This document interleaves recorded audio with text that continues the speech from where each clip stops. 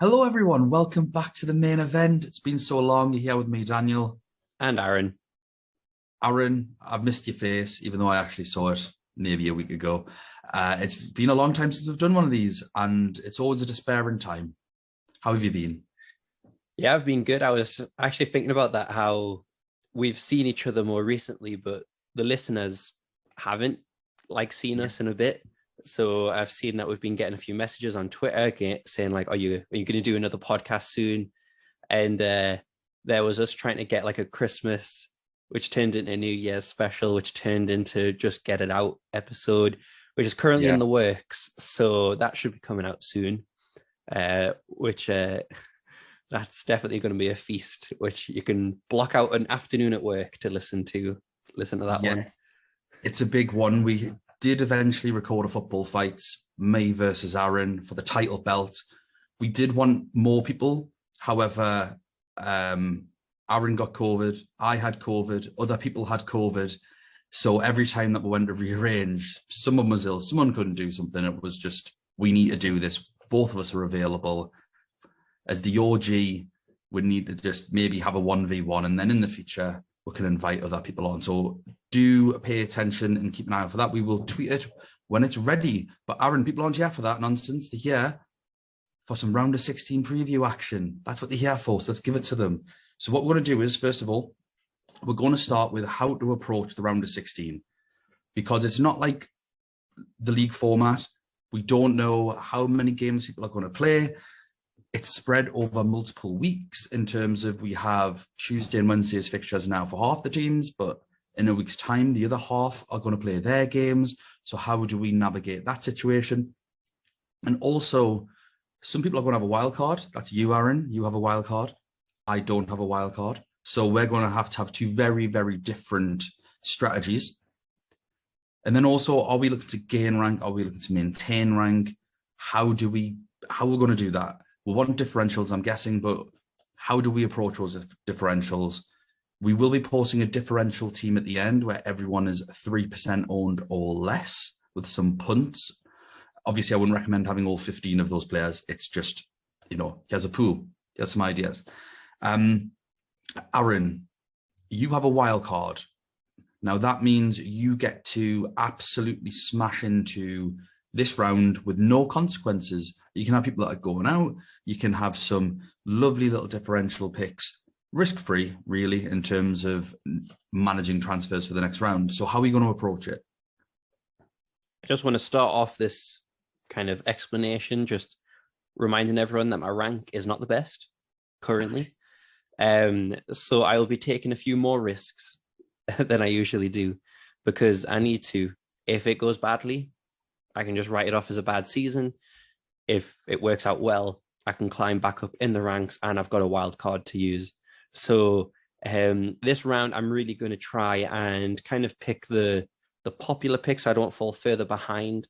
But also the people who are in the debate, the people who are in the conversations, you kind of Man City spring to mind, where most people will probably try and fit in De Bruyne and Cancelo. They're probably the go-tos, but as we've figured out in seasons past, like players like Mahrez, they're expensive players, but not really, people aren't able to fit them in terms of, in case Man City get knocked out, they need to kind of spread their picks elsewhere. Thankfully for the wild card, I'm able to pick people like that and try and focus a little bit more on results, maybe on certain legs. If there's like a home leg that looks favorable, then I can really, really focus on that. And if they get knocked out, if there's an upset, which there's bound to be one or two, then I've thankfully got the wild card to bail me out. But I am going to take a few more risks than usual. And I think a lot of that is down to my rank. But I think a few people, if you have a wild card, which I don't know how their rank will be looking, I think it's definitely just like kind of a get out of jail free card, in terms of, if your teams that you've built, like say, for example, if I've built my whole team around Bayern Munich and Liverpool, and then they get knocked out, both of them, I'm allowed they can kind of go into the next round with a similar strategy, going all in on one team. So that's kind of how I would approach it with a wild card. But I'm quite excited for the risks because it's not something I usually do.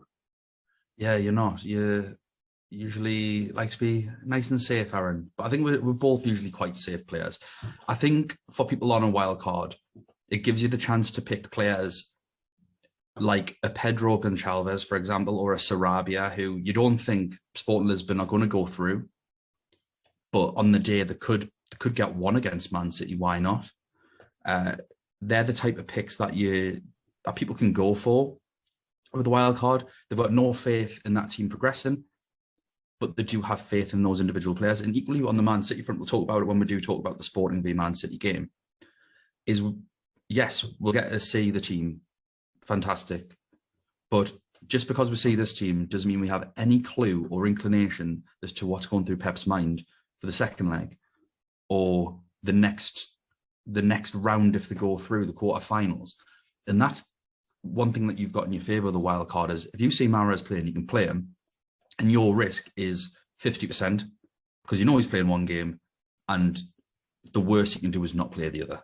Mm-hmm. So, whereas let's say I don't have a wild card, I see Mahrez is playing, I pick Mahrez. He's in my team now because I can't, unless I want to use a transfer on him. He might not play the next week, but then he might not play the next round. He might not play the next round. He might play the next, but then he might not play the next. And it's Man City forwards are going to be a headache, but if you get it right, it can be so fruitful because they're going to score. Of course they are. But it's a roller coaster of emotion waiting for a Man City lineup on any fantasy game. For me, I have a very distinct tactic, as people will see with my team at the end, is I've looked at who I think is going to go to the final. Who are my 3 or 4 favourites in terms of teams for the entire competition, and I'm loading in on them. Spoiler alert, it's Bayern Munich, it's Man City, and it's Liverpool. So I think 2 of those 3 teams, unless they've all got to play each other, like if they've got to play quarters then semis or something like that, which is like we can't control that.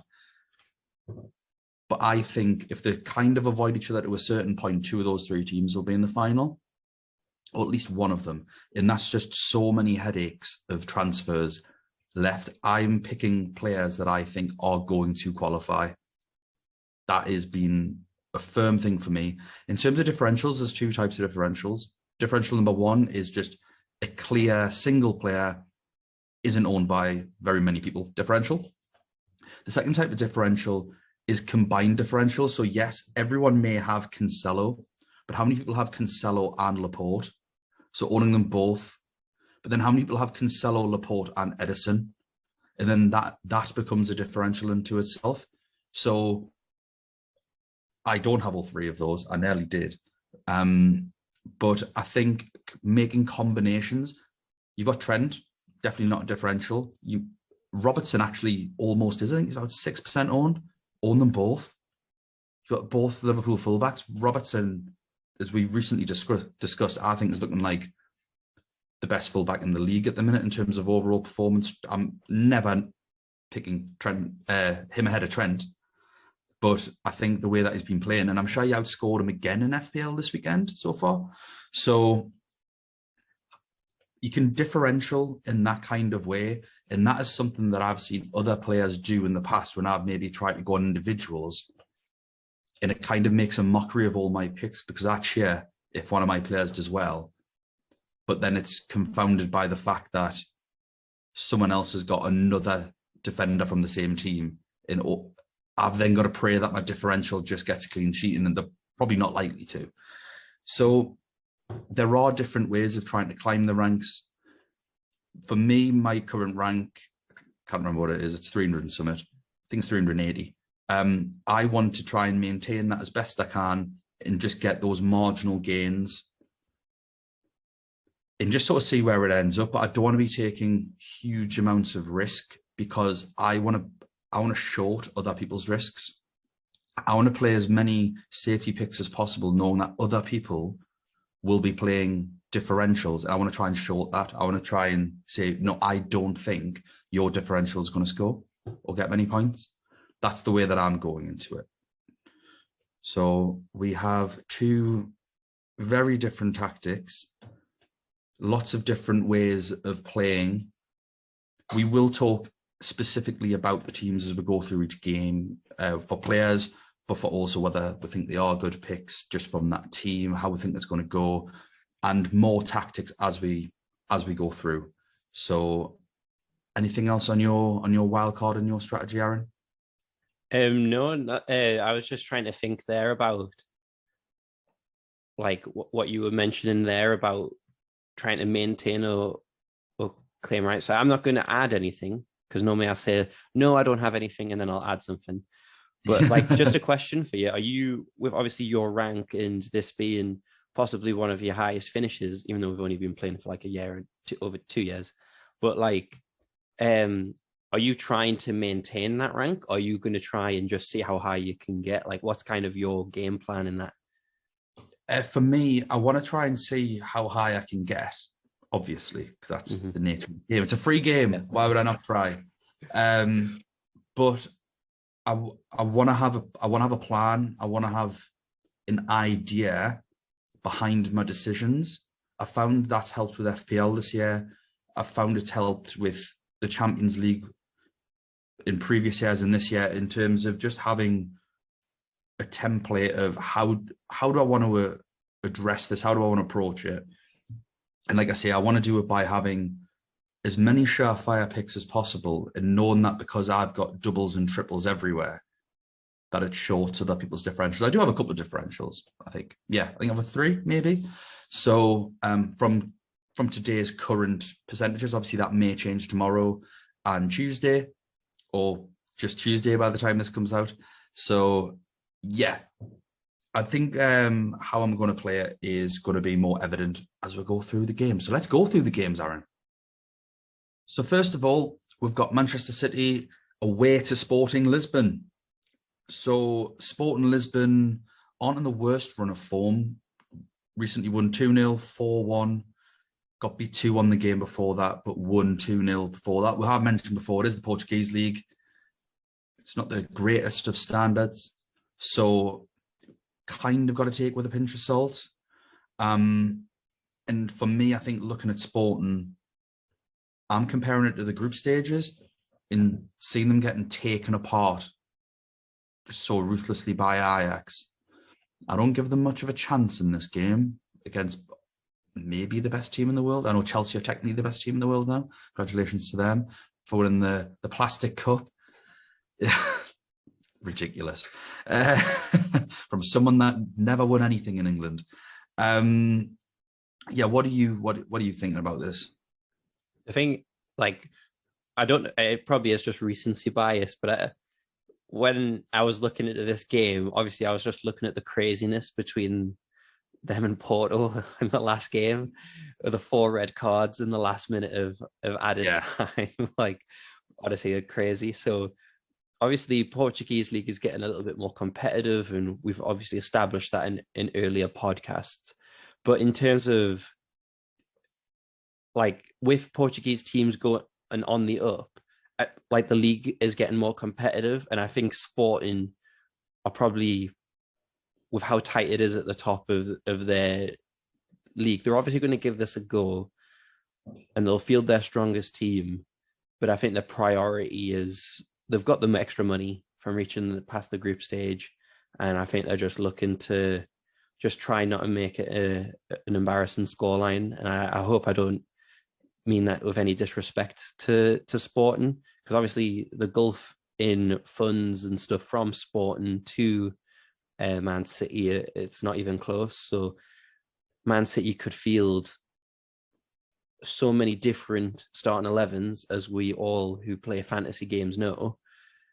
But with Sporting Lisbon, I think we know who their strongest team are. We've seen what they can do in the group stage. They're not going to really spring many surprises, but it doesn't mean that they can't, like, grab a goal every at least one, especially in Portugal. And it's just when they get back to Manchester, depending on the first leg, on how much of an effort they give, I think. But like I said, I don't mean that disrespectfully, but I think that it just shows kind of with the league getting more competitive, I think you see it with Premier League sides as well. They'll field weekend 11s to focus on the league, and Sporting aren't in a position to field a weaker 11 because I just don't think that would do them any good. But the league definitely takes precedence on these type of occasions, and I think that'll happen over the course of the two legs. But I'm just hoping that they put in a good performance overall. Obviously, we've mentioned the stalwarts like Friedel, who helped us get through the group stage, especially you, Dan. You had a few of them. Just the Gonçalves train. Mm-hmm. And obviously Sebastian Cortez, a lot of people had him, and he was on a goal scoring rampage at one point. Yes, rampage is a great word. So you've got people like that. Unfortunately, people like Paulinho, and they didn't pay off with as much fruit as we wanted to, but Sarabia, they've still got some good players, so they'll keep it close. They'll keep it tight as best they can against one of the best sides in the world, like you've just said. Yeah, I've got, in terms of recent sort of goal scorers, assisters, it's the same old faces. It's the usual suspects. Sarabia, Paulinho up front, and Gonçalves. They're the three that are doing the most business in front of goal. Gonçalves 8.2, Paulinho 6.8, good enabler. Sarabia 8.1. I think I'd rather just go for Gonçalves over Sarabia. I know that Pedro Porro was getting a lot of love in the group stages. I don't think he's playing anymore. I think Esjao is largely playing at right wing back, and he's not starting at centre back. I don't think Porro. But Rice, R-E-I-S, I'm going to presume it's pronounced Rice, is 4.4 million, and he is their starting left back / left wing back. So if you've got a death wish and you're like, yep, I need an enabler, and I don't care if this person concedes 6 goals because I'll just rotate them out. It's the first game. Give them a pop, 4.4 million for around a 16 defender. That starts. If Sporting were playing anyone else, outside of Bayern and Liverpool, I probably would actually go for him, just as a budget enabler for everyone else. But realistically, this is one of those where you on a wild card could have Gonçalves. I think you really could. But if you don't have a wild card, if you think Sporting are going to get through, or you're a Sporting has been fan, then yes, of course, back yourself. I don't, so I can name whatever players. And Gonçalves, absolutely love him. And if he gets loads of goals in this game, then great for him. He saved me on multiple occasions in the group stages. But with that in mind, I do think Man City are going to go through. And if we look at their recent results, nothing spectacular. 2-0, 1-1, 1-0, 2-1, 1-0. Kevin De Bruyne seems to be back a little bit. I know his underlying stats were not great in the previous game where they won 2-0, but he still got his goal. An assist in the game before that, a goal in the game before that, an assist 2 games before that. So he is picking up attacking returns, and ultimately that's all I care about. I couldn't give a monkey's if someone's got, a 2 XG and they don't score, or they've got a 0.5 XG and they get a hat-trick. Give us the hat-trick. I'm playing a fantasy game. So he looks good, and Mahrez on penalties, getting goals. We all watch the Premier League mainly, I think, people who watch this podcast. So I don't think I need to go too far into Man City assets. The diamond has to be Emerick Laporte at 5.1. 5.1 for a round of 16.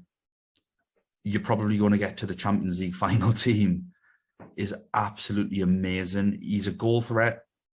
I have him in FPL. I've had him for the last 5 or 6 games, and he's banked me so many points for his goals, even when Man City have conceded. He's got a couple of goals recently. So yeah, I think if you've got the money to go for Mahrez or KDB, I think that's a good punt. Laporte, I think, should be in everyone's team, legitimately, for his price. And obviously Cancelo, he's so highly owned. If he does anything, you're knackered, and he has loads of recovery points. Maybe against good teams, I'd worry a bit more. But Sporting, again, not to be disrespectful, we're talking about Europe's elite competition. You have to play against good teams at this stage. But we also have to identify who the weakest are. And I think, Sporting, Salzburg, are right at the bottom of that list. And if you really want to go absolutely mental, Edison at 6 is cheaper than Mendy, and he's cheaper than Alisson, and he's cheaper than Neuer, who's injured anyway, which we can talk about later. But I'm not sure if Man City, I'm not 100% certain that Man City keep a clean sheet, because I do think players like Gonçalves are that good. I've just had a look there. Gonçalves he's been injured just this last week. Yeah. And they don't know when his return date is. The only thing they've said is a muscle injury. And normally when it's that vague, they don't know, like they're just saying that. I would have expected him to play in the top of the table clash if it wasn't a serious injury. He missed that game, didn't he? I saw that he missed the game. But normally by this point, they should have kind of said what the injury was. So I think that's one where paying attention to the press conference might be an interesting. I know a lot of people do that on the Twitterverse. Anyway, we'll say the team sheet, so yeah. Less of a concern. If he's not playing, that is very good news for anyone that wants Man City defenders, because a lot of the play goes through him. Him and Sarabia are very good players, and I do think Paulinho is an excellent striker. But he obviously needs the service, and I think without Gonçalves just working his magic, being a threat, it only makes Man City's chances better. Do you have any other assets for Man City? I appreciate, I've not mentioned Foden or Sterling or Bernardo Silva. I don't think Bernardo Silva is a good asset. But I'm just petrified with Pep Roulette that I kind of bring myself to get in Foden, even though he's an unbelievable footballer. And if Jurgen Klopp managed Man City, so you know just who he's playing every week, of course you'd pick Phil Foden. So that's a risk. That's for people that want to take a risk. That's for your wild card. As like I say, Aaron, if you want a wild card, Mahrez or Foden, I'd have all day long. I think if you're not on a wild card and you want a Man City midfielder, it probably has to be Kevin De Bruyne. Yeah, but he's so expensive. 10.9. I think he's still the most expensive midfielder in the game. Him and Salah. Him and Salah are both 10.9. In terms of with Man City, Cancelo has the most points, 41. Mahrez with 40. The next is Sterling with 21. So there's quite a big gap with them two. So I think a lot of people are going to gravitate towards them two players, especially maybe a bit more casual players. In terms of the defense, Kyle Walker's suspended, I believe. Yeah, he's suspended for this game, the next game, and if they qualify, the quarterfinal first leg. So that means Cancelo is probably going to go right back. Does that mean the left back has any?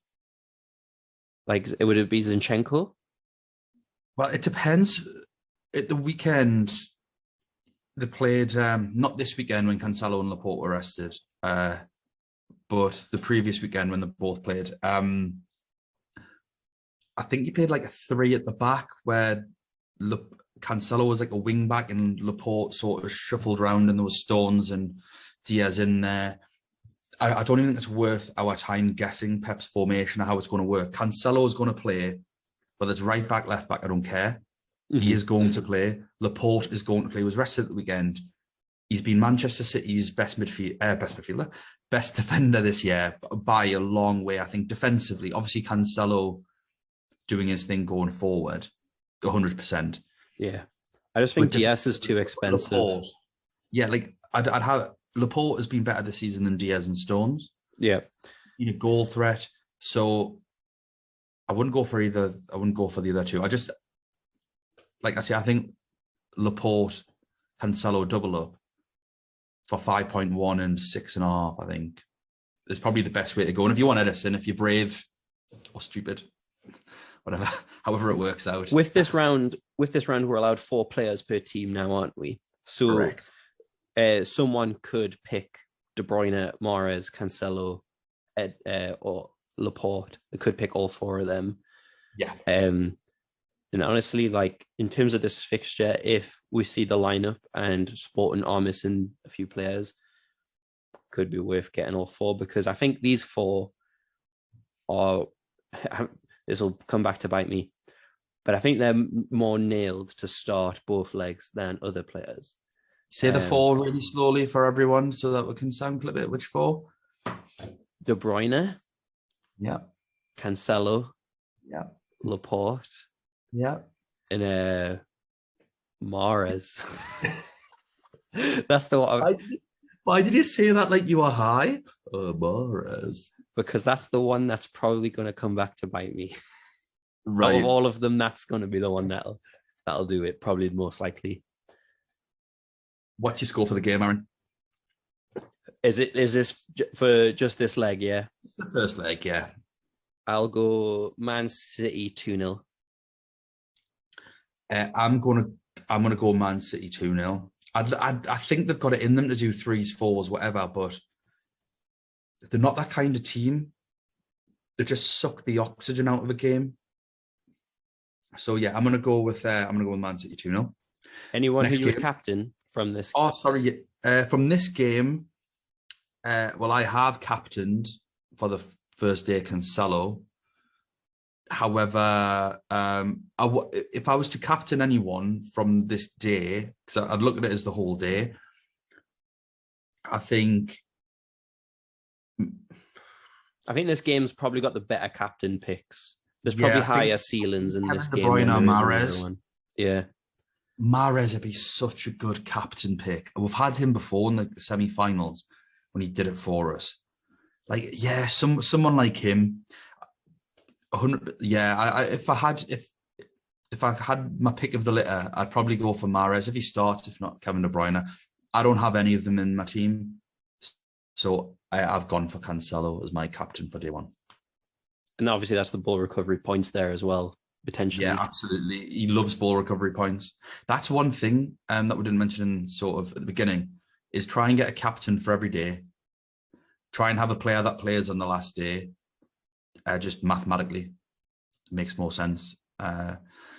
And try to have as many players from like the first 2 match days, this Tuesday, this Wednesday.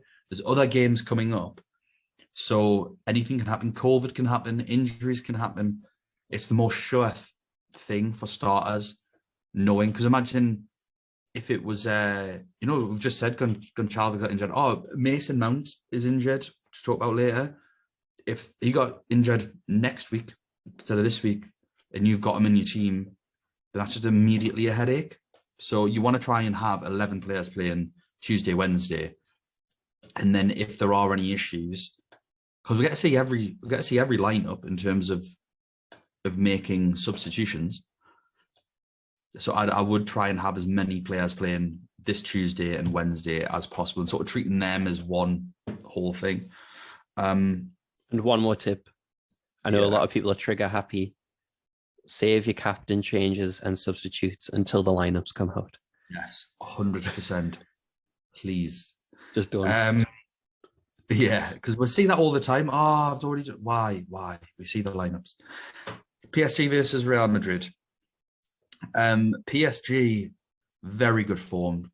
Battered Lille 5-1. I'm not sure if these played today.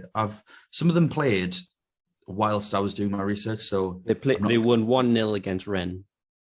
Who scored? Mbappe in the last minute. Wow. So they beat Lille 5-1 in the previous game. They won 4-0, 2-0, and drew 1-1. Danilo Pereira has got 3 goals in his last 4 games, playing in midfield. He is a midfielder on the game. Obviously, we know he can't play centre-back. Make of that what you will. Mbappe, I think, is the best option. Messi got a goal and assist in the 5-1, and he got an assist for Danilo in the 4-0. But overall, Mbappe has got 3 goals in his last 4 and has a couple of assists. So I think Mbappe is the one to go for between him and Messi. Is also 0.4 cheaper at 10.9 million. Danilo is 5 million. And the one thing I've noticed is I don't know who played in goal today, but they've been hopping between Navas and Donnarumma. Like every game, it's Navas, then Donnarumma, then Navas, then Donnarumma. Like I say, I don't know who played today in goal, but that's just an absolute no-go. And it's a shame because Navas is 4.7 million or something crazy. And that would be lovely. Like I'd punt on that against Real Madrid. I wouldn't mind. If we see we'll see the lineup. So if we see that Navas is starting, mind you, Navas is the one who played against Rennes, so it's probably going to be Donnarumma. And it's okay for you if you've got a wild card and you want to do that. I don't, and that means I'm stuck with Navas for the rest of the tournament. PSG, obviously, we don't know when they'll go through because this is a very tough game against Real Madrid, top of La Liga now. But even if they do go through, which is going to be difficult, they might not even be playing. So it's too much for me to handle. What do you make of PSG? Like it is the good form, what you were saying, but then they got knocked out of the French Cup in the round of 16. So it's like it's I think it's one of the questions that always comes with Paris Saint-Germain, but also seems to fall on Pochettino, is does he have that killer instinct, that winning mentality? Because obviously he didn't win the league last year. Some of that has to go down to Tuchel as well. But but like that should be, in terms of Paris Saint-Germain and the wealth that they have, that shouldn't be a question. They should be winning the league and be at least getting into the final of the French Cup. So yes. It is things like that when it comes to the Champions League, Carlo Ancelotti he's won it with a few different teams now. He has the joint most Champions League wins with 3. He's won 2 at AC Milan and 1 at Real Madrid, I think. Yes, I believe I knew it was 3. I just couldn't remember what teams it was with.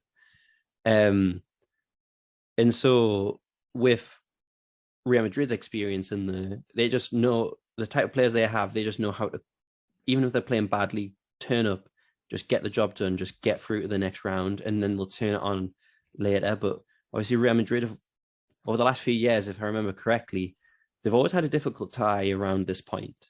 It seems to be, and they were the most upset when the tie was botched. Yeah. I thought, you know what? I totally forgot that happened. I totally forgot that they messed up the tie. So Paris Saint-Germain had 2 difficult ties. Well, I mean, I'm sure they would have wished to have Man U now, but Real Madrid, Real Madrid just seemed to get the job done. So a lot of it is going to fall onto the mentality.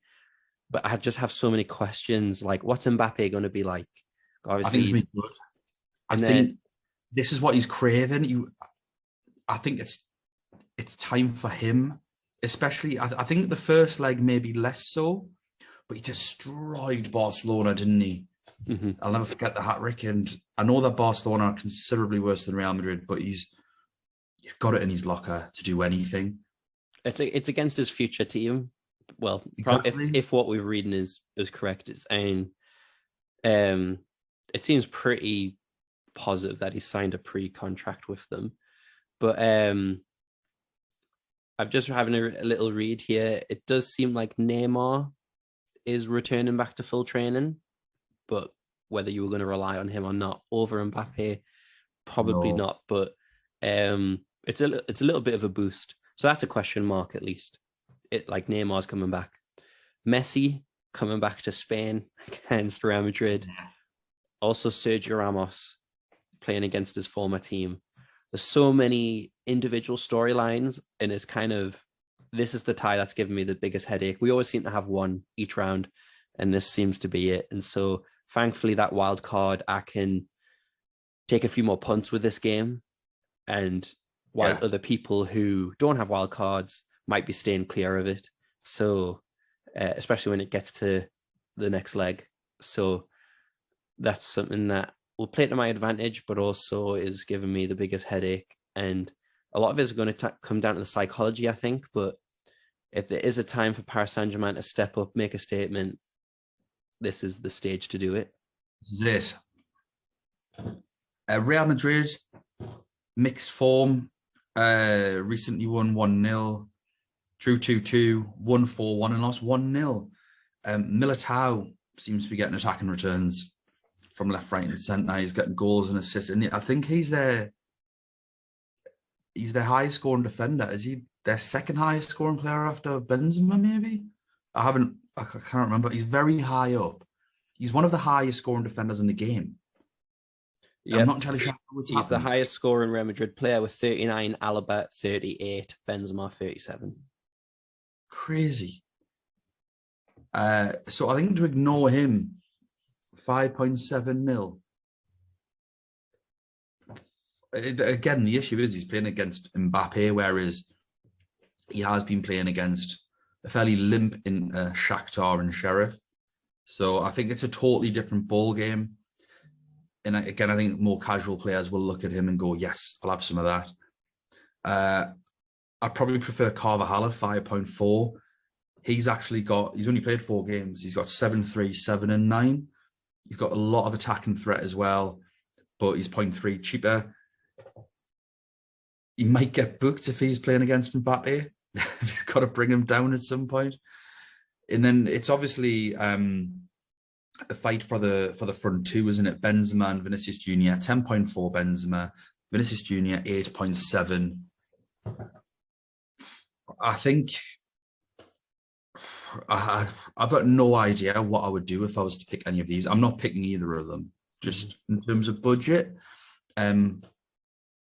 I think there are other more favourable fixtures than banking on Benzema or Vinicius Jr. against PSG. And it's not to say they can't go off. We saw them do Vinicius against Liverpool last year. Well, Liverpool were slightly off colour. Benzema is one of the best strikers in the world, comfortably. I wouldn't. He is just recovering from a hamstring injury. Him and Phil and Mendy. Yeah, they're both expected back for the game. I'll not be getting into my Asensio trap. He just scored, but I think this is a nightmare of a game, and I've got no interest in any of the players because of it, because it's just a transfer waiting to happen, and they're all expensive players outside of Danilo, which if I needed a 4.5 to 5 million person in midfield to allow me to spend money elsewhere, I think Danilo's the best in the game, but I don't. So I've gone for someone else marginally more expensive with me, who is probably going to go out, but I can take a few risks. What do you think the score's going to be? I think Paris Saint-Germain will win this leg, but I do have Real Madrid going through over the 2. So I've got it down as 2-1. I'm going to go for, I think it's going to be a draw. I don't know whether it's going to be 1-1 or 2-2. Do we ever count these anyway? It doesn't matter. We do this and nothing ever happens. 2-2. Why not? 0-0 now. So on to Wednesday's games. So from now on, we won't be able to see the lineup in terms of picking our players, but we can in terms of substitutes. So still some benefits. First game, Salzburg at home to Bayern Munich. I'm just going to fly through this. Salzburg have won 5-0 at the weekend. Okafor with a goal, Adeyemi hat-trick, an assist coming off the bench. Well done, Adeyemi. They won 2-1, lost 2-1. Christensen got a goal in each of those games. But it's a bit of a running joke because he always scores in the league and he's done nothing in the Champions League. So he's a proper trap for this game. Drew 0-0 and won 1-0. Adeyemi with the goal. There are 2 players that you might want to consider. Okafor, 5.4 million. He is a midfielder that plays up front. He is in my team because I do need someone to help, like I say, spread the funds around. And I think he's a differential. So having a striker playing, but as a midfielder, playing against Bayern, who are conceding a fair amount of goals recently. I think they lost 4-2 or something in the most recent game. and they don't have Neuer. Neuer's injured for 4 to 6 weeks, I think it is, something like that, which is probably the equivalent of this round of fixtures. And then I imagine he'll be back for the quarterfinals. So we'll get on to that in a bit. So yeah, I think Okafor, Adeyemi at 7.7 aren't bad picks at all. But again, they're probably getting knocked out, let's be honest. They got beat off these twice last year in the group stages. I think both games, both teams scored, but Bayern scored a lot. So I can see Salzburg getting something in terms of a goal, something for the crowd to cheer.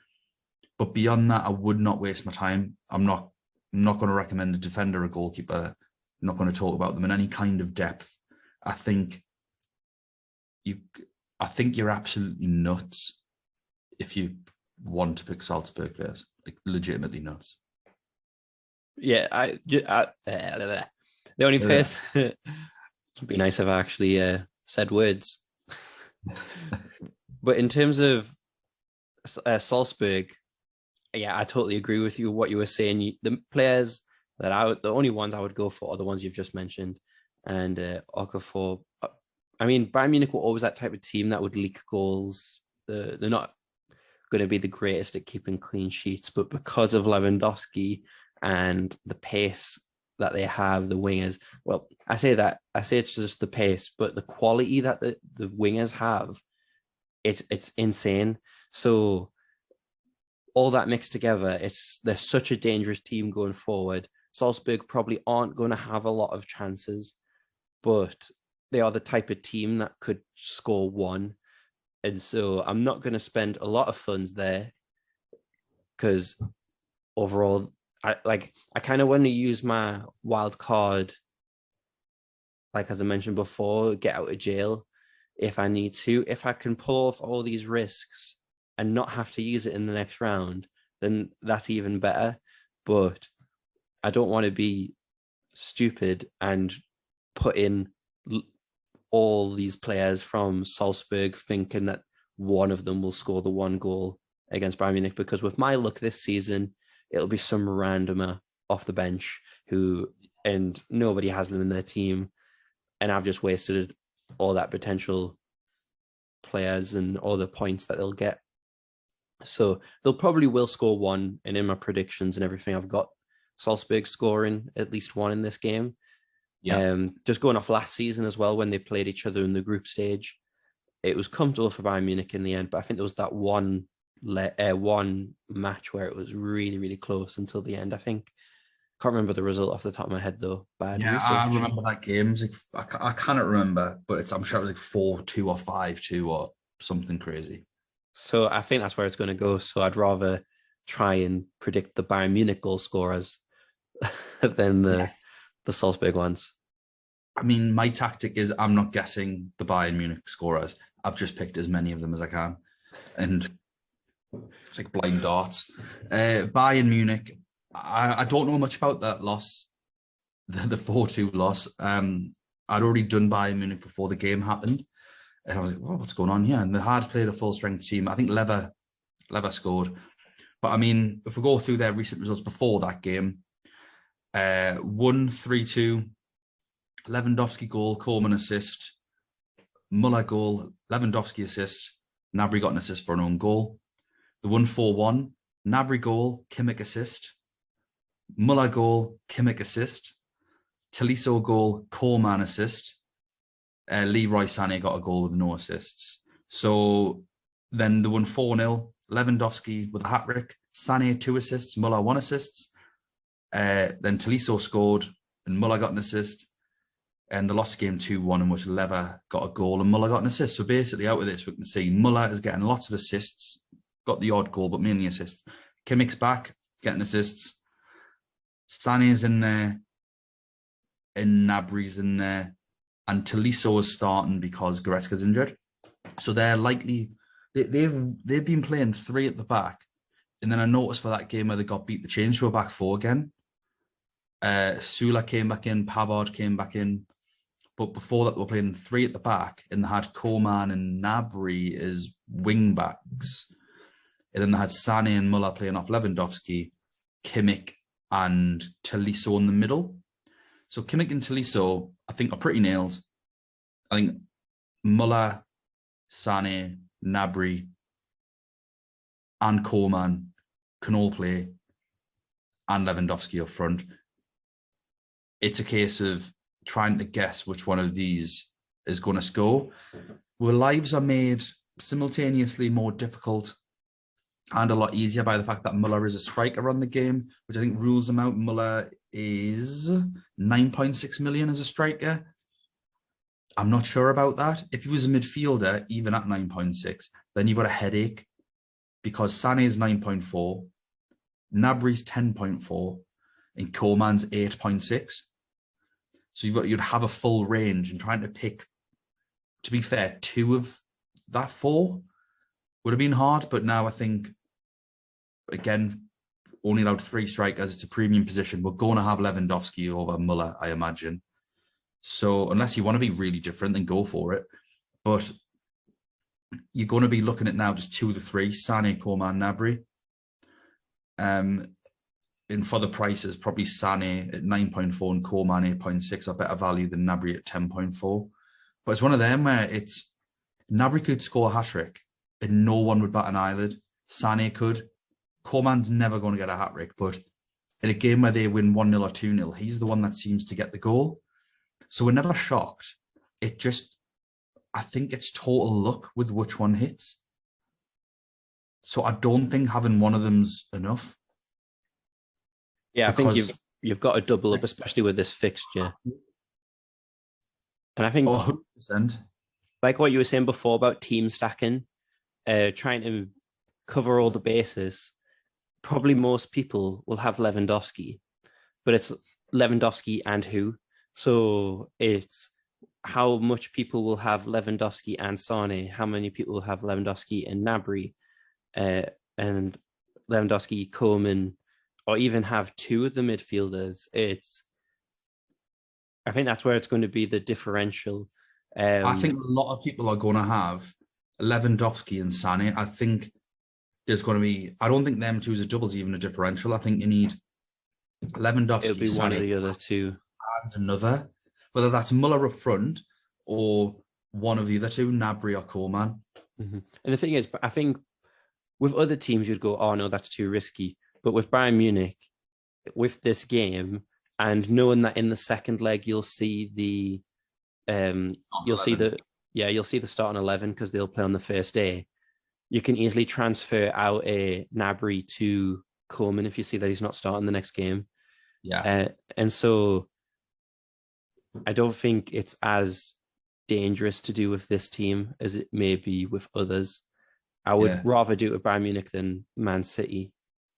So, and they're all at a good price where if it looks like Koeman isn't playing, it's 8.6 million. So it's not like De Bruyne money where you're like, oh, he needs to play. But if you do need to take him out, it's like, oh, it's 8.6 million. I can actually get a lot for that.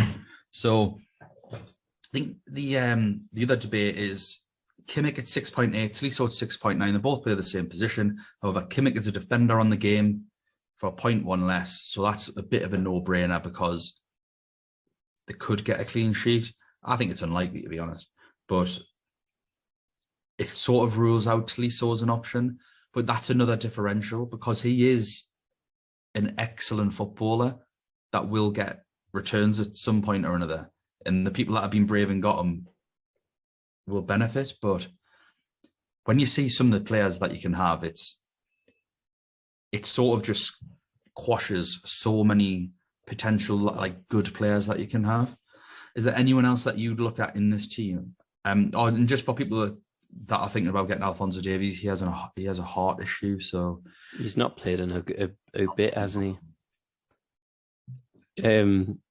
No, in terms of the team, obviously I'm sure with transfers and that they signed like people like Sabitzer and stuff like that. So that was in the summer. They signed Sabitzer. Yeah, and I don't think they made any left back. He played left back, I think, the last game of the game before.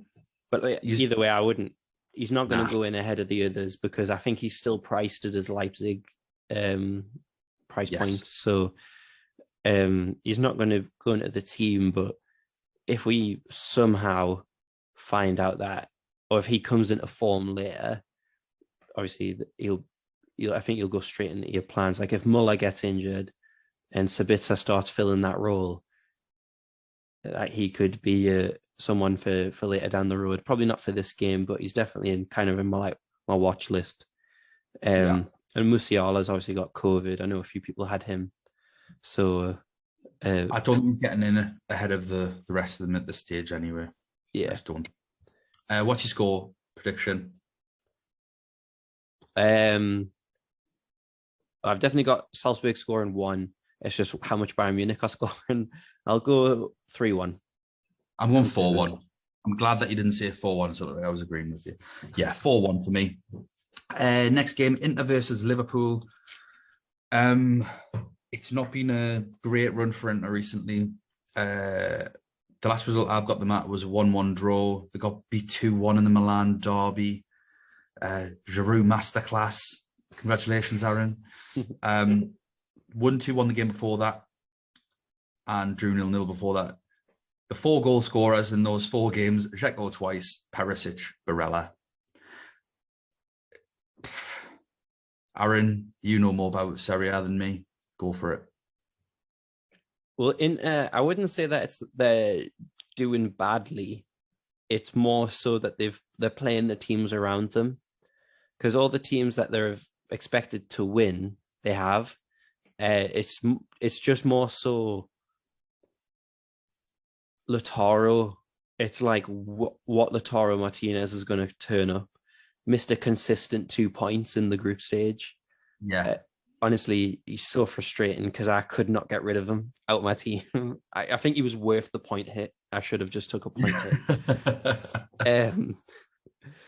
But in this game in particular, I think some of just off the top of my head, some Inter assets that we've probably got is Dumfries. Good news is that he's playing regularly now, because when we did our last point, there was obviously the Inter ultras who wanted him out. Yes. But he's come into the team, and especially in the Milan derby, he had a disallowed goal. Yeah, he looked very good in that game. I watched some of that game. And so he's back. I wasn't sober when I was watching it, so I can't give you an unbelievable tactical analysis. It was just I just remember being drunk, pointing at the screen going, see that right back? Watch him in the box all the time. And people were, that he's not a right back. Exactly, but he is. So that's my tactical analysis. I'll not be taking anyone's jobs at Sky Sports anytime soon of that game. But yeah, he looked on fire. And so he's back regular, so it makes him a safer pick.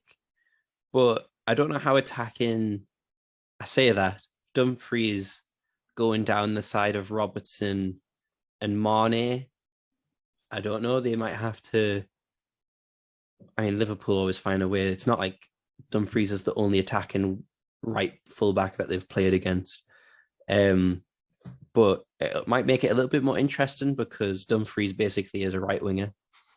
Yeah. But it might give Mane and Robertson a little bit more joy. But in terms of the other assets, it'll just be like De Vrij and some people might have got Skriniar.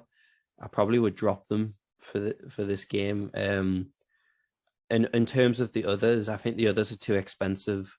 Dzeko, he's 8.1. Dzeko, he's the only. I've got for every team. I've sort of got like a list of players that I'd recommend. Dzeko's the only one because if you got Salah or Jota or Mane or whatever else, Trent, like you're banking on Liverpool getting goals. So why would you go for Inter defenders? Also, you say that they played the teams that are around them in the league. So in the sort of, we can see their level. And we've seen them play against Real Madrid. And even saw what Liverpool did with AC Milan. And we've seen what Liverpool have done to AC Milan. So I don't think they've got a prayer in this game. Mm-hmm. Like, I've seen something with Brozovic in the team, and he's like 7 or 8 million or something crazy. Why? Coleman's 500,000 more. Yes. Kingsley Coleman against Salzburg, or holding midfielder Brozovic against Liverpool. I know I he's guess not it's the quite. ball banking on the ball recovery points probably, but I don't. He doesn't get that Not much. for I'd that rather money. pay cheaper for Casemiro. Yeah, mental. So I'm guessing you're not actually recommending anyone from Inter. No, it's just I was just trying to think of assets that people might have from left over from the group stage. Yeah. Dumfries. The good news is that he's a little bit more nailed, but are you going to bank against him going against Mane, having to defend against Mane and Robertson? And he's the same price as Emerick Laporte. Yeah, says it all. Liverpool, on the other hand, won 2-0. Sorry, no, I can't remember. What did Liverpool? I can't even remember what Liverpool's result was this weekend. They won 1-0, didn't they? They won 1-0 against Burnley. Burnley. Fabinho. Well, lucky. Fabinho, 5th goal in 2022. I remember. In the game before that, they won 2-0 with the Jota brace. Git. Before that's obviously a little bit more difficult because Salah and Mane were away for AFCON, but they'd come away with 3-1 wins, 3-0 win. And the last game that they played before going, I've just been looking at the Premier League. I've not been looking at the FA Cup and stuff like that. I don't think that's been particularly worth it. They drew 2-2. Mane and Salah both scored. But like I say, Robertson's got a few assists in the last couple of games. So I think there's a wealth of choice for Liverpool. If we go through them, sort of as a versus kind of situation. So Salah or Mane? Salah's 10.9, Mane is 10.3. So I'm guessing you're not going to be able to afford both. Who you having there? Salah for the penalty appeal. I just think Salah anyway. Even that. Yeah. Right, here we go. Matip at 5.5 million or Virgil van Dijk at 6.1? I would probably go Matip because I'd prefer to get the fullbacks or other fullbacks from other teams. Trent at 6.8 or Robbo at 6.4?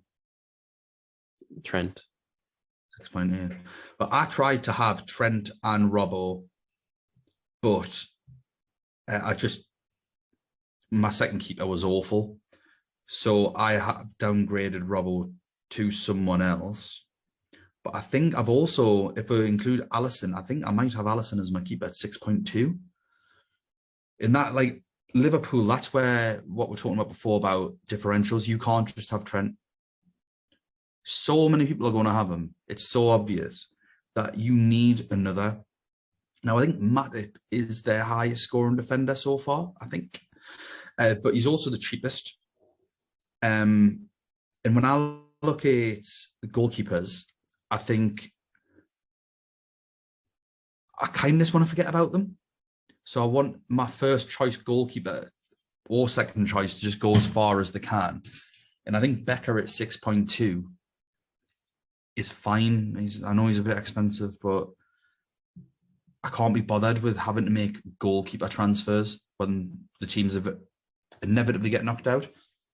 So I've gone for two strong keepers. But with, like I say, Matip at 5.5, Trent at 6.6, Robbo at 6.4, Virgil van Dijk at 6.1, and Becker at 6.2. You need at least two of them. Or maybe just don't bother with any of them. Like, I think the best two are comfortably Robbo and Trent.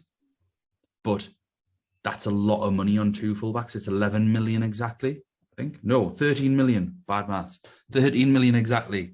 So can you do that and then get in a Joshua Kimmich at 6.8, a Cancelo at 6.5? It's tough. Who, like, out of those, essentially Liverpool's entire back five, what would you be leaning towards?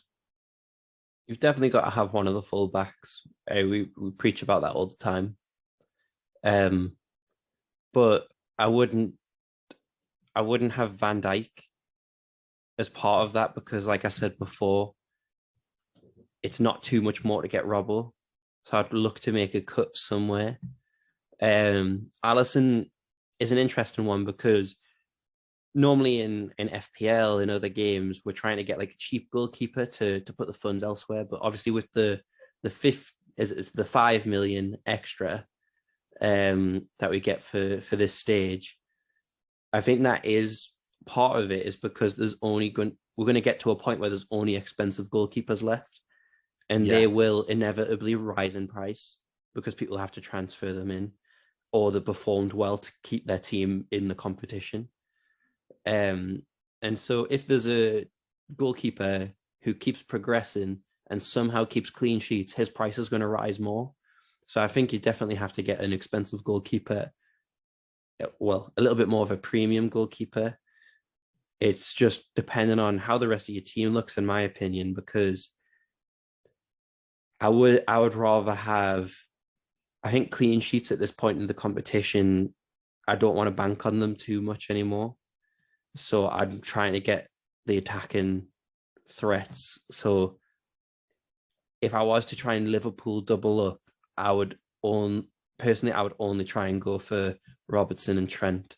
And if I was to go anyone cheaper, I would look at maybe Fabinho in midfield, because he's probably going to get the same ball recovery points, probably not more, and then Matip and Van Dijk. And he's cheaper, if I remember correctly. So that's who I would actually go for if I needed a differential. Obviously, the clean sheet, you wouldn't get as much points. But in terms of ball recovery points, he's probably going to... He's that first line of defense, so probably more likely to get booked as well, though, because of that. Yeah. One thing just that you reminded us on there that we've got to talk about with Bayern Munich is, with Neuer being injured, they have a 4.5 million goalkeeper that I've seen going to a lot of teams. And I just want to sort of clarify now, what you've said there is kind of why I don't want him. Like, again, if you've got a wild card, I think it's probably a good pick. I actually think he's a great pick if you've got a wild card, because you know you can get rid of him. For me, I know that Neuer, if they don't go through, it means he's a bad pick.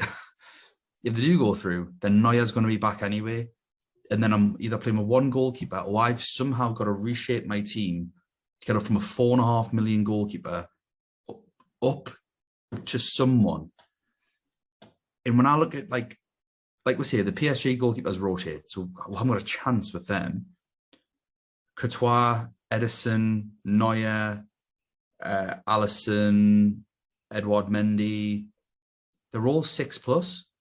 And then if you look at the other goalkeepers, how far do we expect, like De Gea, great keeper, how far do we expect Man United to get?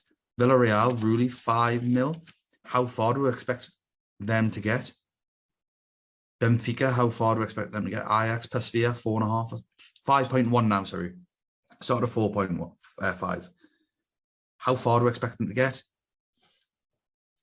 It's headaches down the line. It's about thinking about that long game, which is why I kind of liked Becker as a pick. What's your scoreline for this game? I'm in the same opinion that I don't think Inter have too much of a chance. And just with how inconsistent Lautaro is, I actually think a Liverpool clean sheet is coming. So that probably, now that I've just said that, I probably shouldn't go for Fabinho as my double pick. But that's just how my brain works sometimes. Just look at my rank. I've got Liverpool winning, I'll say 2-0. I was going to say 1-0, but I'm going 3-0. I think I'm going to have them on toast. In terms of, before we move on, captains for this day, obviously we're going to be potential switcheroos going around. So I think it has to be Bayern Munich. This day is going to be mental because it'll have such a swing in terms of Salah people are going to captain Salah 100%, and rightfully so. Lewandowski, though, I think will be more captained, because obviously you've got all the dead accounts as well who are not going to change their team but still have Lewandowski captain. I cannot see past Lewandowski. I cannot see anything past him at all. So it's going to be Salah versus Lever for second day. For the glory of football. I'm hoping that my day one captain pays off, so I don't have to have that headache. The problem is, honestly, I was half tempted to just leave the captain's armband on leather, so that like if let's say Cancelo got a 9-pointer, I didn't have a headache. Yeah. Because it gets to that point where it's like, well, actually, if he gets a 9-pointer, I'm probably leaving the armband on him, and then Lewandowski plays. I'm like, oh, like don't go off. And I want my own player to do badly. Yeah. Oh, it's a weird position to be in when that happens, but no, it's definitely between Salah and Lewandowski with that. So the first round of fixtures are done. We're on to next week's fixtures. Now, again, I'm sure I've mentioned this before and in every other podcast that we've ever done at this stage or around this stage, we've mentioned this. The players from these teams are less valuable. And the reason is injuries can happen, COVID can happen. Players can go in and out of form, rotation. Everything is less sure with these teams. Now, that being said, you might even have it where a team peaks, but we're just not quite sure. So for me, I think it's clever, just me, to have 11 starting players, 10 outfield, 1 goalkeeper from those first 4 fixtures, or as close to that as possible, like 10, 9 minimum, but 10, 11 really. Definitely a goalkeeper. And then your remaining bench players from these next few days, and at least 1 from each day so that you can make appropriate substitutions. Just gives you more of a chance of getting points and taking out anyone that hasn't scored as many. And gratefully, I think the teams in this half of the draw, shall we say, I think they've got less chance of progressing really far. Obviously, it all depends on what the next draw is. One of these teams could draw another one of these teams, and you're rubbing your hands together, and it's going to be fantastic. So we will start with Villarreal versus Juventus. I think that's a Tuesday. Mm-hmm. So Villarreal drew with Real Madrid 0-0. So that's a positive sign. They won 2-0 the game before that. Capoue and Pau Torres with a goal. Won 3-0 the game before that. Parejo and Trigueros with the goals. And they lost 1-0 the game before that. So generally good form. Only conceded 1 goal in 4 games. I think this is a lovely little team. But I think options are minimum. Danjuma at 6.8 is in my team. He's been injured, which is, if you've seen he's not played, that's why he is back. He did play in this weekend's game. 6.8 million midfielder. He actually plays up front. He's a no-brainer. Anyone I think most people that have done well have had him since game week 1 or 2. So he was in my game week 2 wildcard, I think. So he's done me very, very well throughout the tournament so far. Etienne Capoue, it's 6 million. Ball recoveries, but he actually scores. He does get goals. So again, if you're looking for an enabler, he's a good option. And then Rulli in goal, 5 million. I think I'd go with him over any of the defenders because of his price. He's cheaper than the defenders. But there are so many good defenders to get. But goalkeepers under 6 million are a bit of a struggle. And especially with the fixtures that they're playing against. So I think Rulli is a brilliant pick at 5 million. I don't have him, and it's because of a particular reason that we will address later on. What do you think of Villarreal? Danjuma's a bit of a cult hero, isn't he? He's like, he's definitely got a following, and but no, like they're in good form, but I'm a bit cautious with them because of the way that I was burnt by Sevilla last year in the similar situation where they kept loads of clean sheets. You're like, oh yeah, let's do it. And then for some reason they just absolutely tank in the Champions League. I just don't know why. So I'm a bit cautious with it, and just with Juventus's turn in form, which always happens with Allegri's teams in January. Don't know what he does. But I'm a bit cautious about turning against Juventus at this point. What about Juventus then? Come on. How's their new striker doing? For anyone that doesn't know, they have signed Vlahovic from Fiorentina. 21 years old, I think he is. He's an absolute monster in front of goal. He's sort of in that next bracket of striker. You've sort of got Mbappe and Haaland up there on their own, and then he's just there. So I know he scored in his previous game. I don't know if Juventus playing tonight. They're playing currently as we speak in the 70th minute against Atalanta. It's currently 0-0. Good game then. Yeah, Vlahovic has got a yellow card. Oh, okay then. So come on. So I think that's what people want to know. What's Vlahovic like? Is he a stat padder? I know that he's got a lot of penalty goals. Do you think he can do it against good teams? How is he fitting in with the Allegri system? I think, well, he's only played 3 games, well, 2.5 at the time of recording. Yeah. But what kind of his trend that he does is that he rarely only scores only 1 goal. Normally when he scores in a game, it's always in bursts, like 2, 3. And then there was I think there was 1 game where he scored 4. Like it's always like bulk goals. Yeah. And obviously he currently is second in the top scorer charts behind Immobile, who just always seems to be up there somehow. But in terms of, he's really just took the league by storm.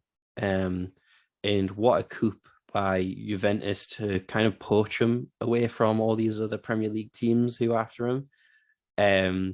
I think he's worth the price because Morata, we knew what he was like. Dybala, I'm not going to discredit him too much, as you'll find out in the football fights episode. But I just think that he's a great signing. 9.5. I think he's a good third striker option if you are able to get the other 2 from the first 4 games. Kind of just sit on your bench, but you're not going to get too much better around his price point, in my opinion. But it really just, we'll see how he does by the end of this game. Might be while we're recording, so we'll revisit that. But he is just an absolute unit.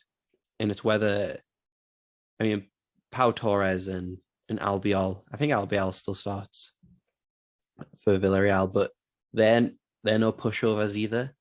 So I think it's going to be quite a physical battle. It'll be interesting to see who comes out on top of that one. But I think one of the biggest benefactors of Vlahovic playing up front is actually Dybala being able to play back into his number 10 role, which we know that's where he's best, where he can just drift around and then all of a sudden just pops up. He's always been the best as the second striker. So I think Allegri has been focused on trying to get Dybala back to his best. Because we know on his day, he can be really, really good. But I think that'll be the biggest question mark. Obviously, we know about Chiesa's injury. So that's a big miss. I think because of that, Dybala's having to now go from a number 10 out to a right winger role. Tonight, they're playing a 4-3-3. Dybala out on the right, Morata out on the left. So I think we're just going to kind of see how that goes. They're going to do a little bit of gelling, but a fact that statistic that I found not last year but the year before, that under Allegri, Juventus have progressed through to the next round, overcoming a second leg deficit 7 out of the 9 times. So the likelihood is Villarreal will probably win or draw, and if that statistic continues, Juventus will, if they do go through, it'll be from overcoming that deficit. So it's probably potentially, if you are going to get Juventus players, might be worth seeing how they do this leg, and then depending on the outcome of the game, might be good differential picks in the second leg. Yeah, one player that we didn't talk about earlier, foolishly, because I hadn't written them down, was Jota. And he's 8.4, 8.6, something like that. And then you've got the likes of Haller and Vinicius. who is cheaper than Vlahovic at 9.3. So that's the category that he's in with. And I think that's where, is he value compared to those players? Like, who would you rather have, Haller or Vlahovic? Probably Haller, especially because he's missed a Champions League this year. At the minute, he's missed everything at the minute. Another hat trick today. So I've had Vlahovic in my draft for, I think, since Juventus signed him. But I have taken him out today. And I don't know. But Dybala at 9.3, I'm guessing Vlahovic is better than Dybala at 9.5 for the 0.2 million. Yeah. And the other player that I noticed is Deschilio, 5.4 million defender. He's been playing left back, right back, but he's been playing every game. Goal and assist in the last 5 games, including tonight. So I think if you wanted a Juventus defender, he'd be the one I'd actually go for above any of the centre backs, the goalkeeper, anyone else personally. Would you agree or disagree with that? I would agree. I think that obviously Alexandro, he's not really broke into the first team like this season. A little bit of mixture of injury, COVID, stuff like that. Cuadrado played earlier in the year at the right back, but I don't think, just with Juventus's standpoint, I mean, both of them are on the bench today against Atalanta, and I don't know whether that's just to try and counteract Atalanta's wing backs, because you don't want Cuadrado being caught upfield, or what. But Allegri he's a really, really pragmatic coach. He'll look at what the other team do, and he'll set up his team just to nullify that point. He won't stick with a system, which is why his team is so inconsistent in the first half of the year, because they learn all these different systems with the players that he has, and he learns a lot about his players. And then the second half, they'll find a system that works, or the players are kind of well-versed in a few systems, and he can change it. You can be like, right, this team, I'm going to do this team, this team, this. So that's also the struggle you've got with Juventus, not being able to see their starting 11. That's why I think second leg is potentially better to load up on Juventus players with that statistic, like I mentioned before. But we can see how they do against Villarreal in the first game. If there's something that goes well, Allegri's probably going to do it again. So it's kind of a little bit more predictable in the second leg once you see what he's actually going to do.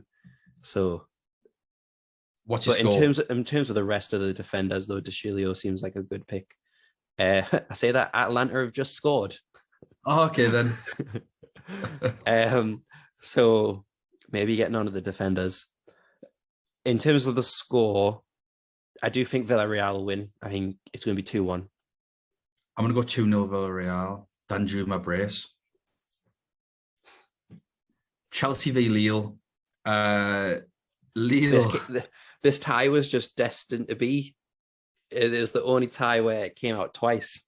Yeah. And they're both sort of not...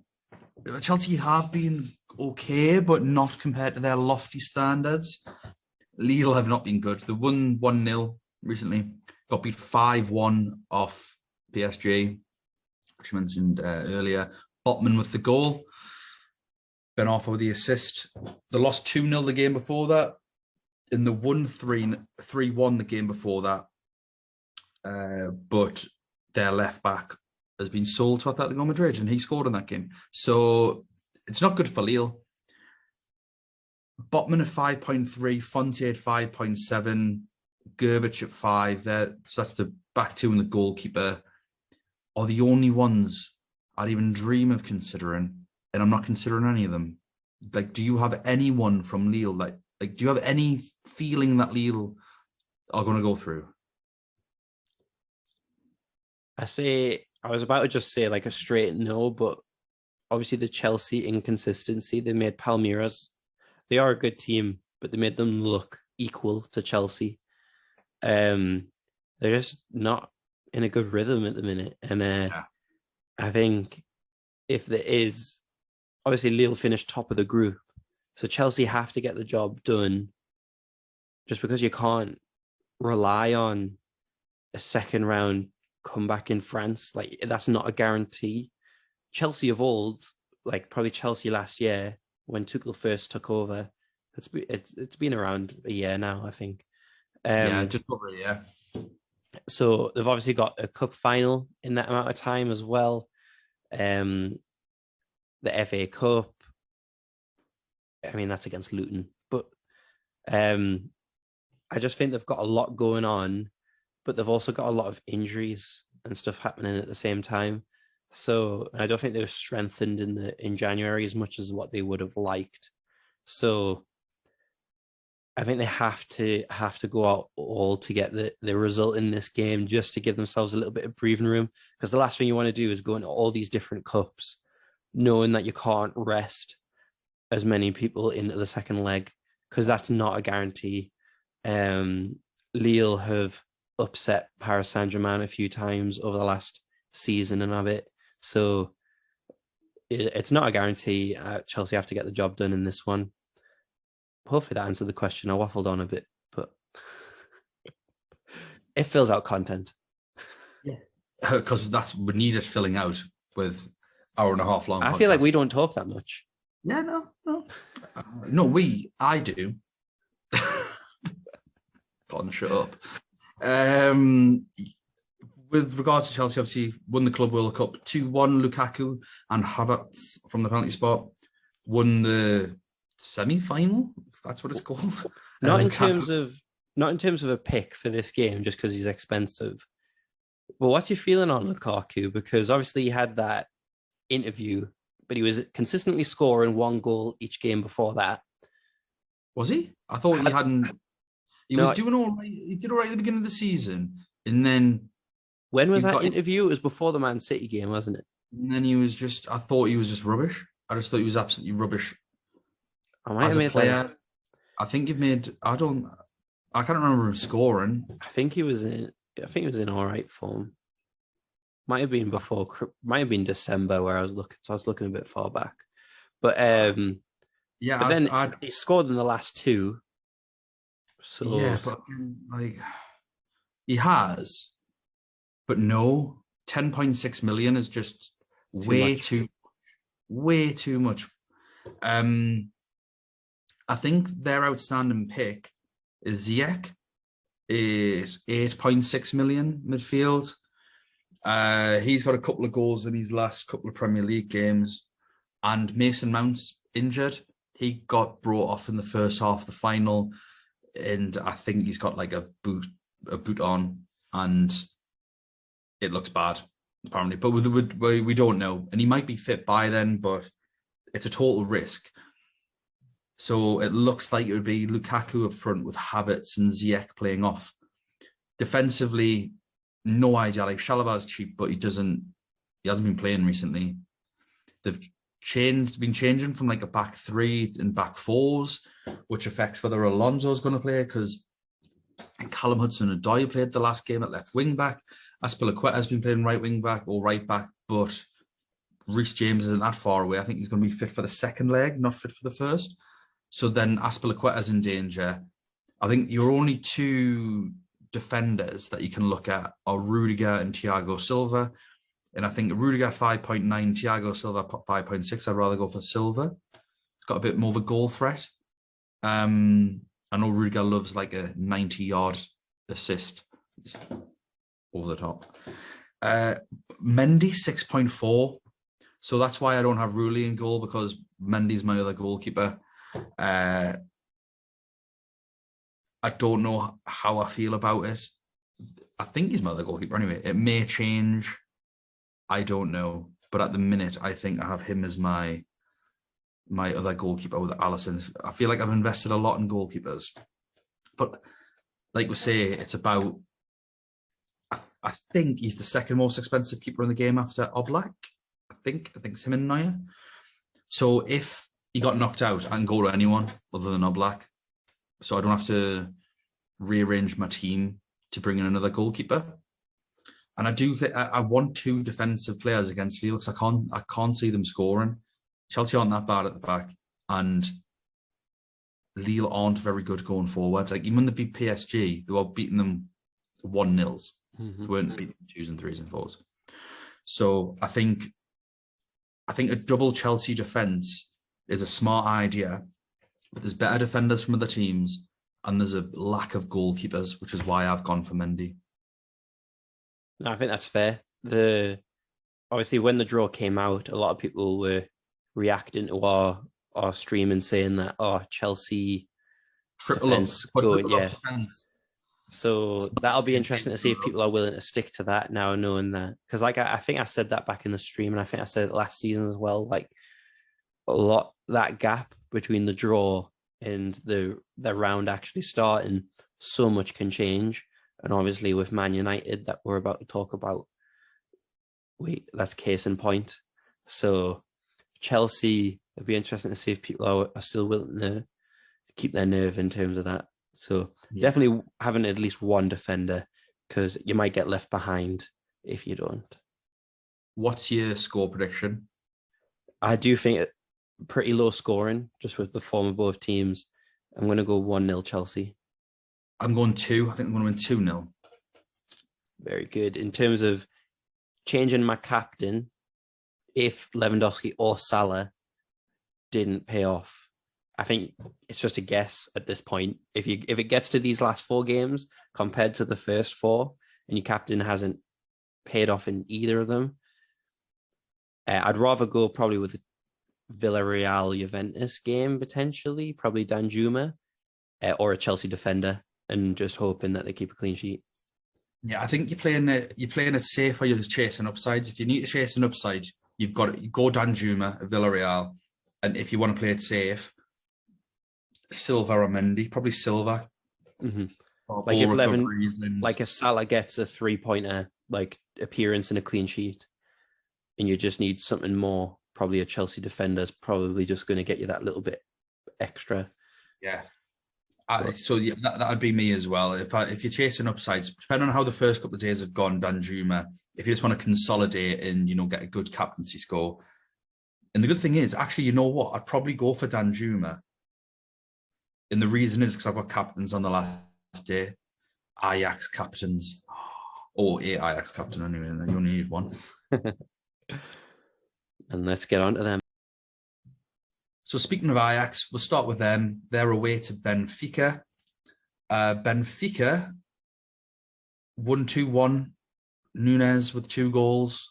Before that, 3-1. Nunes assisted by Everton. Everton assisted by Grimaldo, and Ramos assisted by Everton. So that's 2 assists for Everton and a goal.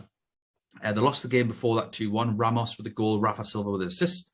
And they won 2-0 the game before that. Ramos again, Grimaldo with the assist, and Nunes again. So Benfica are 3rd in the league.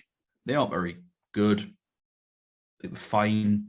And if we look at the good thing is Ajax had Sporting in the group stages, and we saw how they dismantled them. And Sporting are a better team than Benfica. They beat them the most recent game in the season. They're higher than them in the league.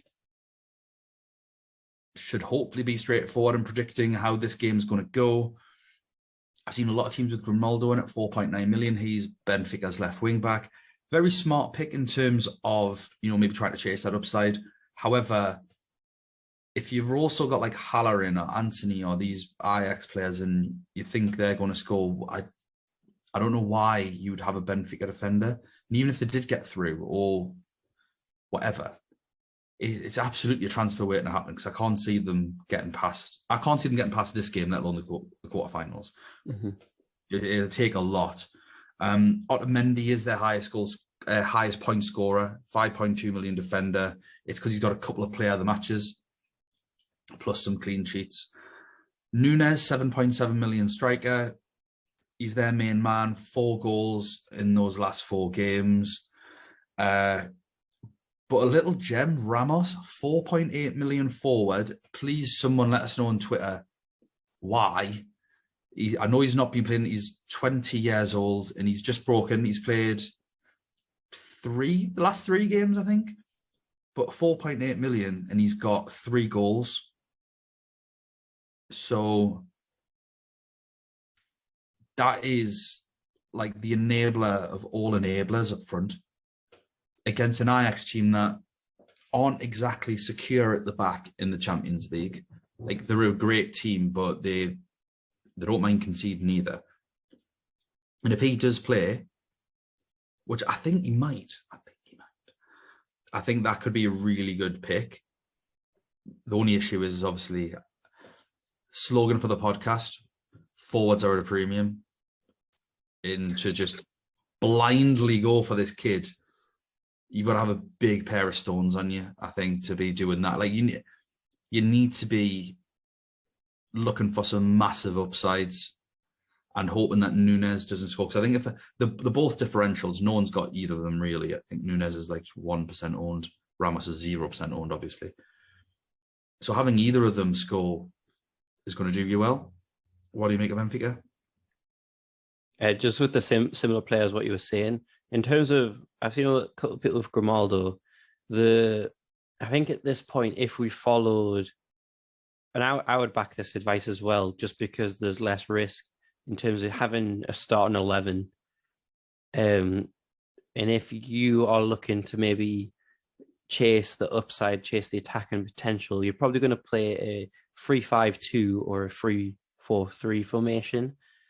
So you're looking at Grimaldo as your fourth or fifth defender. And that's quite pricey for a fourth or a fifth defender. But I guess the safety in knowing that he is going to play. I think the later it gets into the match day for this game in particular, I think centre-backs go up in appeal. The more likely to get the player of the matches, I think more likely to get ball recoveries, because if you're subbing in a defender over someone who's already played, you're probably looking for someone to get 3 or more points. And so a centre-back is probably going to get that easier than a full-back, in my opinion, the later it gets on to a match day. Yeah. And so Grimaldo, being on the last day of the match day, he's the safety unknown, he's probably going to play. But at that point, I'm probably not chasing attack and returns anymore. I'm just looking to kind of get 1 or 2 extra points. And I think there's more safety in, maybe not in particular in this game, but in the other one with centre-backs, potentially just getting 1 or 2 extra points. That's just my thoughts on that. Like, the later it goes on, centre-backs appeal goes up. Yeah. Ajax. Great form. Obviously, they were missing their main man, Haller, up front, who's, I think, is the joint top goal scorer in the Champions League this year with Lewandowski. If not, he's very close. I think he is. So, is he top? Are they yeah, together? He's top 10. No, Lewandowski's got 9 and he's got 10. There you go. I've done him a service. So, yeah, Haller, top goal scorer. They had to do without him because of AFCON, in which I'm going to butcher this kid's name. Broby was playing. He got 3 goals in his absence, so he did very well. But Haller is the main man, and he's got 4 goals in 2 games since he's been back, and he's also got 2 assists. So that's 6 returns in 2 games. Klassen has a couple of goals. Anthony has a goal and an assist in those games. Tadic has a few assists, but Tadic has missed 2 penalties in 2 games. Lots of conjecture around whether he'll take the next penalty. I wouldn't even try and remotely guess. I don't know why you'd have Tadic anyway. Just have Haller. And don't guess. Don't put yourself in that mindset of, oh, Haller might get it, and then he doesn't, and then you're like, oh, he hasn't got it. Like, who cares? You wouldn't have pens anyway if Tadic had scored them, so get out your mind. If he takes them, great. If not, who cares? They have so many good strikers to pick on this game, and it's really annoying because you only have only one of them should be a striker. Anthony and Tadic play left and right wing. Berghaus plays behind Haller, or sometimes in a midfield 3. And then Haller's obviously the focal point up front. But all 4 of them are strikers on the game, and it's a bit of a nonsense because I'd like to double up. I'd really like to double up on them, but the thought of having 2 Ajax strikers doesn't appeal to me that much, which is a bit of a shame. And now do I go Haller? Do I go Anthony? And I think I have to go Haller just because of his expected ownership and where I am and trying to maintain that rank. Like, whereas you on wildcard, you could go Anthony. If he's the one that gets the result, like the points, you're just laughing about it. You could go both. Like, I'm so confused with what to do. Anthony's 8 million up front, which is, I think, the best you're going to get at that price. Him and Jota together run an absolute league of their own. And at the minute, it's a flip of a coin between the two for which one I have. Mazraoui at right back, a couple of attacking returns recently, but I'm not convinced that they'll keep clean sheets. Pasveer, I've seen a lot of people go for him, 5.1 million goalkeeper. I think he's in with Rulli in terms of the best of that bracket, 100%. In Klassen, 6.7 million midfielder, and he gets goals. He does score for them. So they're the players that I've picked out. What do you think Ajax's chances are? I think they've definitely got a good chance. They are definitely the favourites in this tie.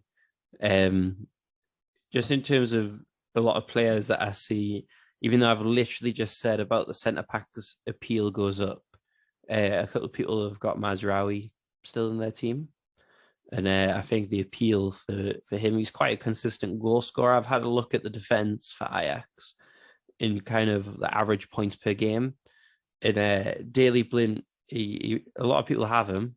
He is the highest scoring defender, but it's obviously down to that outlier result in which he scored 22 in that game against Dortmund.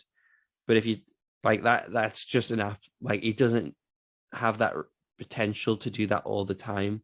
It's not like a Trent or anyone who does that quite regularly, because all of his other games are 3, 3, 2, 1. He did get a 7 because of the clean sheet, but the others he didn't keep a clean sheet, and actually in the last 2 he didn't play the full 90. So I think they were already qualified at that point. So that also like kind of asterisks on that. But Mazraoui is cheaper, so a lot of people will have him. But I think a lot of the maybe casual players probably going to go with Daley Blind with him. So the defense is quite interesting, I think. But I'd rather have Ajax defenders because of their attacking potential against Benfica than Grimaldo hoping for a clean sheet. Yeah. But like I said earlier, you're not picking these last match day players for their attacking returns. It's just a bit too risky for me. So, but Mazraoui, I mean, did he play? I think he's played this last game. So, I mean, he's the cheapest starter, I think. What's your scoreline for this game? Go Ajax 3-1. I'm going Ajax 5-2. Big, nice. Big. And I would definitely pick the captain from this. You want safe. Yeah. Haller probably, at this point, just... You want to play it safe, so Haller is probably your captain. If everything, if 3 captains have failed, Team Haller, no brainer. Or if you've got Anthony instead of Haller, or Tadic, if you went that way, don't know why. Like going for Anthony is because you save a lot of money. Tadic, I just don't think you do. Last game, Atletico Madrid versus Manchester United. Goals galore in Atleti's games: 4-3, 4-2. Sorry, 1-4-3, lost 4-2, 1-3-2, drew 2-2. So long gone are the days of an Atletico de Madrid clean sheet, sturdy team, sturdy defense. It's ever since they got rid of Kieran Trippier to the mighty Newcastle United, it's all gone pear-shaped at the back. Some big news: they have signed Mandava. 5.4 million. He is on the game. Could be all right. They're playing Man United, and they've been well, I mean, we've gone through their results: 1-1, 1-1, 1-1-0, 1-3-1, drew 2-2. So they're not on fire or anything. I think anyone that's been watching Man United play, the look disjointed. It's bizarre to see. So I think for this one game, actually, Atletico Madrid defences looks okay. I still wouldn't go all black for his price, but Savic at 4.5 million. He's not got many points because he's not played that many games, but in the league recently, he's been the starting centre-back. Hermoso's in there. Jimenez has COVID, just called COVID a couple of days ago, I think. So he'll be out for this game, if not the next one as well, but that is a transfer waiting to happen. Whoever you decide to bring in instead. But the major player here that I can see is Correa, who has 4 goals in his last 4 games. 7 million, right-sided midfield. That looks like a great punt against an absolute garbage Man United team at the minute, especially with like their fullbacks. Just not the same as what they were last year. Cunha, 5.9 million forward. Griezmann's injured as well, so no headaches with that. And I think Suarez is too expensive. What do you think of Atletico Madrid? Normally, you would look to get a cheap Atletico defender at this point. But like what I said before, in terms of the centre-back appeal going up, I could see them getting like a 3 or a 4 points if any of my players have scored 2 or less. So I am looking at potentially getting one of them in, especially because Man United, I saw a stat this kind of in the run-up to this weekend's game that they average a goal every 33 shots, which is something absolutely ridiculous. I don't know if just Ronaldo just turning and shooting all the time, Bruno shooting when he even gets within. Yeah, obviously they just whack them at some points, but I think it goes to that disjointedness, and so obviously this is a week away, so Man United could miraculously pull together. But Atletico Madrid made it through like against the odds, really, because they didn't have a great group performance, but they got the job done. And I think they're going to do the same again. If there is a team currently disjointed enough to not cause Atleti any defensive issues, mind you, I'm saying that, but it's Ronaldo against his favorite team to score against. Yeah. Loves to score. But in terms of ball recovery points, obviously, I don't know what goes into them. I don't know if blocked shots sometimes. I don't know. I feel like they just get tied up somehow. I think it's a lot of interceptions, like balls played over the top, and the defender picks it up, because that's why Trent and Robbo get loads. People try to exploit them down the wings, and then someone will pick it up. Yeah. So I think they'll be good, maybe not for the clean sheet, but just to get more than 2 points. So, and they're cheaper than the other defenders. So I am looking at getting an Atleti defender, although as proven this past weekend, they are subject to a red card every now and again. Yes. Oh, every now and again. They're shocking, aren't they? They love it. I do enjoy watching them play just for the madness. Man United, I don't think we need to discuss Man United too much, just because they are the most famous team in world football. Everyone knows what they're good at. Everyone knows what they're bad at. And everyone knows that they're struggling right now. Like, they're struggling right now, but they do have Ronaldo, who can just do things. 11.4 million. He's too pricey for me. Bruno, 10.9. The same price as Salah and Kevin De Bruyne. So I think that just rules him out. De Gea, 5.6 is the most appealing of them all, because he gets saves. And I'd say Atletico Madrid don't usually score. Obviously, they have been recently. They've been scoring a lot. So we might get even more save points. I was just looking at the price. I just made a note of Sancho, 10.1. That's insane, isn't it? And they've not had like any consistent goal scorers recently. If you look at the last goal scorers, it's Sancho, Pogba, Rashford, he who shall not be named, Alanga, and Bruno. Like, there's no one stepping up to get 3 or 4 goals for them. So I think by this point they would have had a double. Everyone's looking for the FPL double game week. Hasn't started off great, but they've got a few more games to play. I think they would have played 2 games by this point. A game every 3 days. So Ronaldo's probably going to get rested at some point in preparation for this game. But like kind of what you said, we don't know when it'll fit together, if it will fit together. It's a huge gamble that they've made, because I know we were critical of, well, me in particular, I was critical of Ollie beforehand. I'm not saying I wish he was still there. Ollie in. Hashtag Ollie in. But I think we knew what we were getting with Ollie, and this would be straight up counter-attacking Atleti, and we knew what we were going to get. I don't know what the kind of when it'll fit together. I don't know what their future plans are. The players, you see news coming left, right, and center about players like being fed up in training. Obviously, a lot is being read into that Ronaldo won't clap the away fans. Obviously, he's not happy. Rumors of him going to Paris next year are starting to circulate.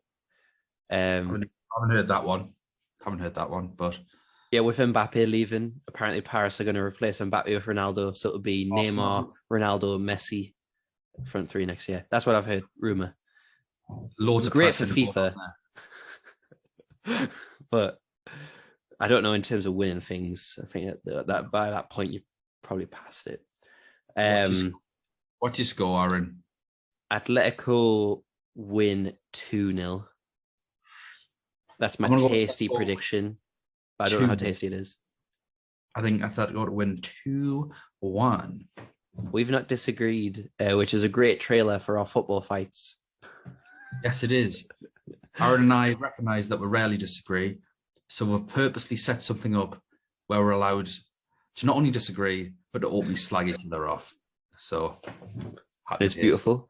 It's beautiful stuff. Let's have a look at the teams then, Aaron. Let's have a look at our teams. Aaron, we'll start with your team, then we'll jump on to my team, and then I have done a differential 15 just for anyone looking for a pool of players to pick from. We've covered most of them, I think, anyway. But Aaron, fire away with your draft team. Obviously, a lot is going to change between now and Tuesday night. Yep. So my 2 goalkeepers are Ulrich and Pasveer, playing on different days, very cheap. But like I said, I've got a wild card to fall back on. Yep. Defenders, Trent Alexander-Arnold. I've went for Marquinhos, hoping for some ball recovery points. Yeah, I mean, to be fair, 1-0 Marquinhos written all over, hasn't it? Laporte, for reasons we've just said. Hermoso, and I've got Reece James in for now, but it's basically just a Chelsea defender. I don't know which one yet. I've got 0.2 left over. So probably Silva. I don't think you can afford anyone else. I think it'd be Silva, 5.6. Yeah.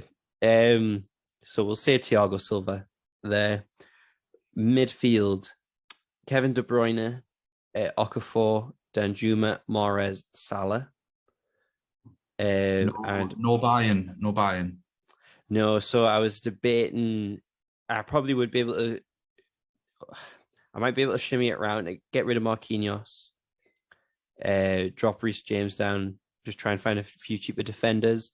Then my back 3 would be, at least it would have Alexander-Arnold and Laporte to get my midfield stacked. But honestly, it needs a lot of work done to this team. Just being totally transparent, I didn't screenshot a draft. So this was done really quickly. Just remember my rank. So Mahrez and Salah, De Bruyne, obviously, and Danjuma, they're pretty solid, but look to up Okafor up to a Bayern Munich midfielder if I can. And then my strikers currently is Haller, Lewandowski, Jota. So I think that Jota will play ahead of Firmino. I do too. And I think that he'll have a better time against Inter's because I think they'll be occupied by Mane and Salah, and he'll just, I mean, he's in good form. I don't think I don't have to justify that one too much. Like what you've just pointed out, though, like I said in the podcast with some of our points, no Bayern Munich midfielder. I don't have a double up in Man City defense. You've only got one Bayern player. Have you? Yeah. Lewandowski? No, you've got the Bayern goalkeeper as well. Have you? Ulrich? Is that the goal? Do you not think that's thin against Salzburg? It is. So Mahrez is 0.1 more expensive than Sane, I believe. No, he's 0.1 cheaper. So yeah, I'm hoping that obviously I've got that 0.2. I think a lot of it will come down to that Real Madrid Paris Saint-Germain match. Once I see the lineups, I think a lot of it will go on to that because I think I can have a little bit of. I basically just need to redo this team. Glad you said it. Yeah.